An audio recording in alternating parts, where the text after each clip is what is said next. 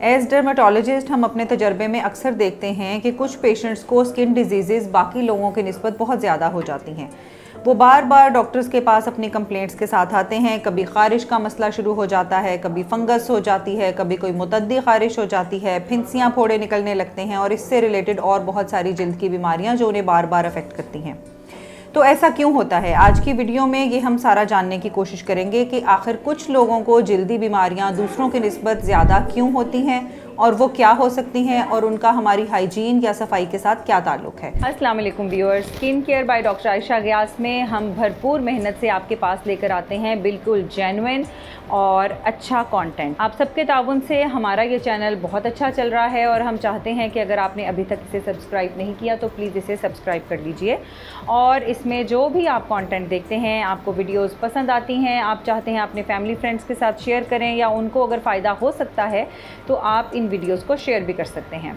Thank you very much. मेरा नाम doctor Ayesha Geass है। मैं एक स्किन स्पेशलिस्ट हूँ, कॉस्मेटोलॉजिस्ट हूँ और पिछले 15 साल से स्किन केयर से वाबस्ता हूँ। तो मुसलमान होने के नाते हमारा ये मानना है कि सफाई निस्फ ईमान है, यानी कि सफाई रखने के साथ हम ना सिर्फ अपने ईमान को फॉलो करते हैं बल्कि हम बहुत सारी बीमारियों से भी महफूज रह सकते हैं। डॉक्टर होने के साथ साथ भी हमें ये चीज़ बारहा सिखाई जाती है और हमारी ट्रेनिंग का हिस्सा है। और डॉक्टर बनने के बाद हमारे तजर्बे में ये बहुत दफ़ा आया कि सफाई ना रखने की वजह से बहुत सारी बीमारियां हम पे बेतहाशा अटैक कर सकती हैं।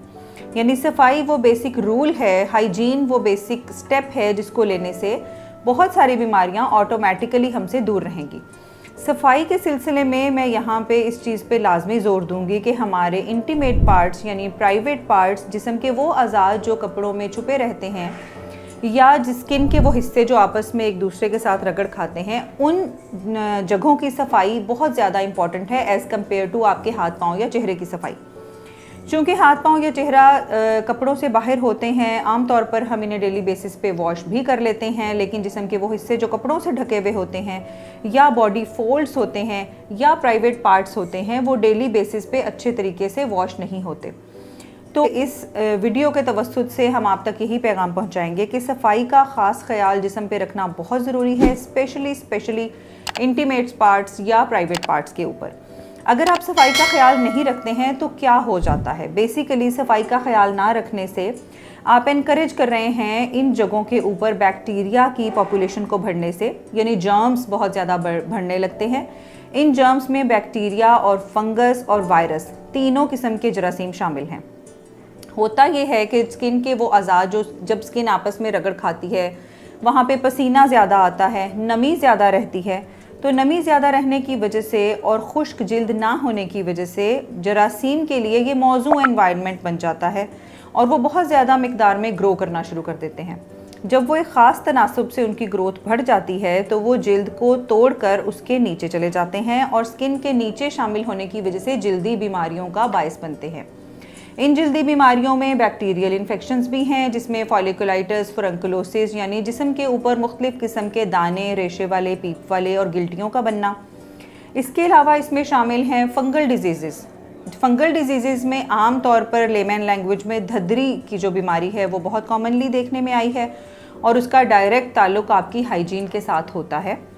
इसके अलावा वायरस की कुछ ऐसी बीमारियां हैं कि अगर जेनिटल हाइजीन प्रॉपर ना रखी जाए, यानी प्राइवेट पार्ट्स की हाइजीन या सफाई के ऊपर ध्यान ना दिया जाए, तो वायरल डिजीज़ भी वहाँ पे अटैक कर सकती हैं।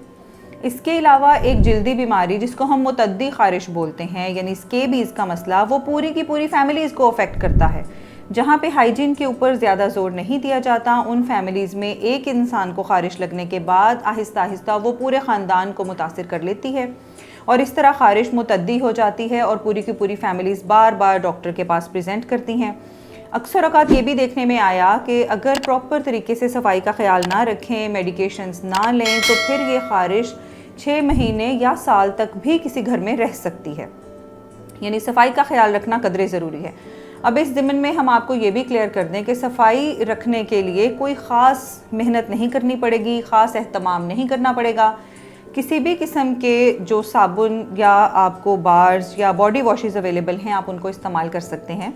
लेकिन अगर आपकी स्किन के ऊपर कोई जल्दी बीमारी मौजूद है तो बेहतर ये होगा कि एंटीसेप्टिक सोप्स को आप अवॉइड करें। बेहतर ये होगा कि आप ब्यूटी सोप्स के ऊपर रहें और डेली बेसिस पर अपने जिस्म को धोना शुरू करें। अगर आपको डॉक्टर एडवाइस करें कि आप डेली बेसिस पे शावर ना लें फॉर सम रीज़न, तो उनकी एडवाइस को सुने और मे बी एक दिन छोड़कर एक दिन आप नहा सकते हैं, लेकिन सफाई का बहरहाल ख्याल रखना बहुत ज़रूरी है।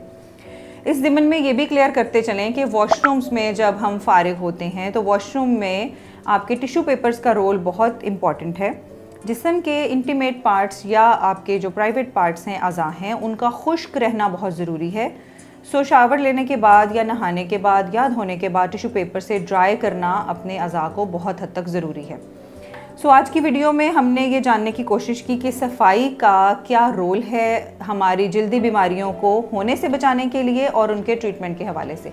होपफुली आप इन इंस्ट्रक्शंस पे अमल करेंगे और अपनी सफाई का ख्याल रखेंगे और अपने आप को जल्दी बीमारियां होने से बचाएंगे। Thank you.